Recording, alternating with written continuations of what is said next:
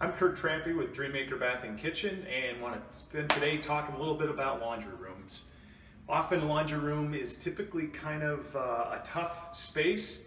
It's the room that connects usually the garage to the rest of the house. It's a place for things to get dropped. Kind of the workhorse, so it's kind of the nasty zone of a home. And it's kind of ironic that that's the case because a lot of times that passageway is the most primarily used entranceway into the home. And if you got a family, kids, lots of laundry is generated, so there can be a lot of time that's spent in that. So when somebody comes to us and we talk about improving their laundry room, we want to do two things. Number one, we want to make that space more functional. So we'll take a look at organization. That's a critical piece. So kind of trying to design a space for every little thing.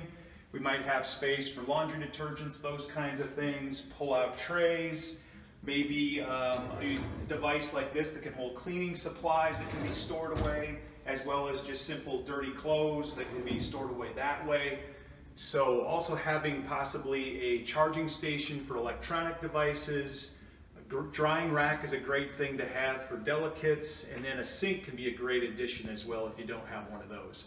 The second thing we want to do is we want to dress up the space. Add new cabinets, improve the lighting, put in a nice countertop. It's a great place to leverage remnant countertops.